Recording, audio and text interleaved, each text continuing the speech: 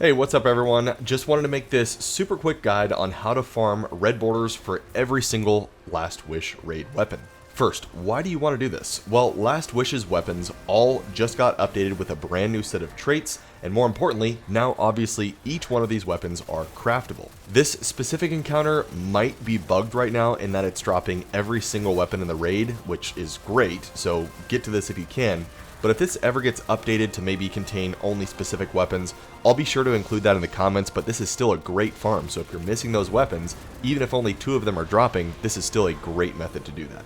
And just an FYI as well, this whole thing can only be done anytime the Last Wish raid is the weekly Pinnacle raid, which it is this week as of the making of this video, or anytime Last Wish's weekly challenge is the Summoning Ritual challenge. You will not be able to get double loot unless the raid meets either of these conditions in a week, and you can check what challenges are active right from the Last Wish menu. So basically, if it's a Pinnacle week, it just means that you'll obviously get a Pinnacle reward at the very end for defeating Riven, and it also means that every single encounter challenge is active for that raid. So these Last Wish weapons are very good now, with Apex Predator, the Void rocket launcher, currently being my #1 priority to get here. But this video is not really about the traits that you can get on this. I might save that for another video, but for now, let's just get into how you and your team can start farming this in around 2 to 3 minutes per run. First, obviously, you'll have to get a raid crew. We will be doing the challenge mode here, so having a full squad makes this easier. If you don't know, completing encounter challenges in any raid will reward you with double loot. So double loot means double efficiency while farming and more potential red borders. And this entire encounter, even with the challenge mode, is extremely easy.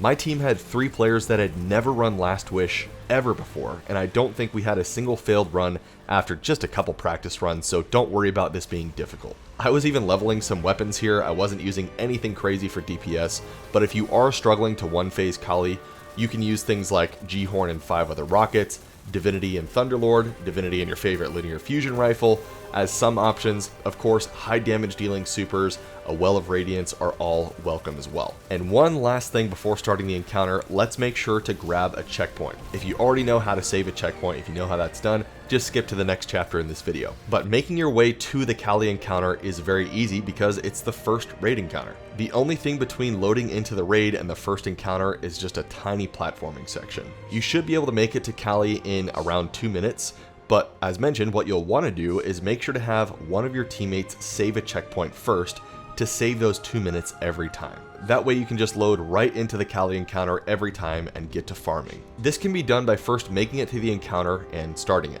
And right after you start it, do a quick team wipe to reset the encounter and give everyone the checkpoint. Now, what I'd recommend doing is having one designated player each time to swap characters and load back into your fire team. That checkpoint is now saved on that player's other character, so every time you defeat Kalli, that player can just swap back to the character that has a checkpoint, load into the checkpoint, you all can join that player, then they can leave and rejoin as another character. It's a bit tedious, but I promise you this is faster than loading it fresh every time. You just want to make sure that one player has a checkpoint saved on a character that's not going to be farming this. I hope that makes sense. There are 9 plates with symbols above them, kind of surrounding that center area. To do this normally, we'd only need to activate whatever 6 plates contain the same symbols as the symbols kind of hovering in that middle area, but we're doing challenge mode, so we need to activate all 9 of these plates to make sure that we get that double loot. So how do we do that? Well, as mentioned, it's pretty simple. Everyone needs to cover at least 1 plate, and 3 players need to cover at least 2 plates to activate all 9.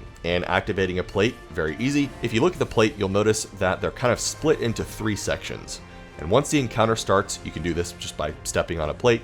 2 of these sections will have this taken orb kind of spawning in over them, and after around 8 seconds, those taken orbs are going to detonate. All you have to do is stand on the plate while avoiding those taken orb sections. So I'm kind of aiming, showing you where those taken sections are. I'm just going to stand where they are not, to not get blown up. If you are standing on a section that contains an orb, you will die instantly once they detonate, so just make sure you're not there. And occasionally Kalli will try to ruin your day by pushing you off your plate, but don't worry about it. It's okay if you get pushed off. It's not that difficult. Just stay on your plate for 3 rounds of taken orbs. And once you're successful, you'll get a taken knight to spawn in, which can easily be taken out with just a grenade or a fusion rifle, whatever you want. And if you happen to be in charge of 2 plates, once your first plate is done, just head to whatever second plate you and your team coordinated. It's much easier if you just designate set plates for everyone so there's no confusion. But even still, I make a habit of running around the area to help if needed. You'll know a plate is not completed if there are still taken orbs on it, or if a knight is still on the plate, so just make sure to be ready. Get those plates cleared as quickly as possible because this is timed. Once every plate is activated and all knights are cleared, you should see 3 taken ogres in the middle. You'll want to take these out quickly because we're about to enter the Kalli damage phase. Once you hear Kalli do that creepy laugh, you'll know she's open for damage. Pop a Well of Radiance here if you've got one, and start going to town with DPS. You'll have around 10 to 12 seconds to do damage before your whole team will have to take shelter. Watch out for the doors that open up right underneath her as you're doing damage. You'll have a few seconds to enter these rooms to avoid the death blast, and the kicker here is that there are 6 random doors that open, but only 1 player can enter each door. So your team is going to have to coordinate who enters which door. By far, the easiest method is the number system. Assign each member of your fire team a number from 1 to 6, which will correlate to those open doors. And since the doors randomly open, it's impossible to give a number to every door. So instead, what you'll want to do is only count the open doors.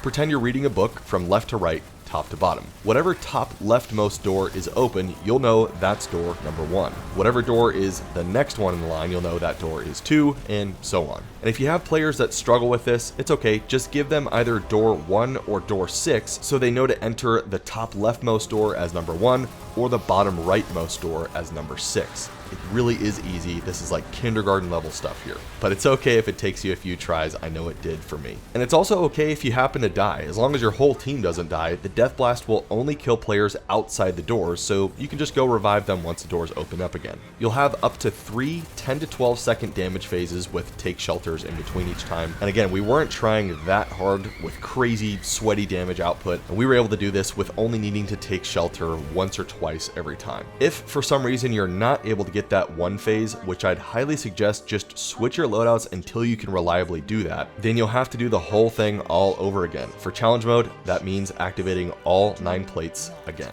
It's not difficult, but again, we want to make this as efficient as possible, so you really do want that one phase. Alright, cool. Well, I hope you are all able to farm this. Hope this helped. If you're looking for some teams or are just looking for help with anything in Destiny, definitely join my Discord. We're almost at 1,000 members, so it's a great place to meet up, make some friends. Alright everyone, I will see you all there or in the next video.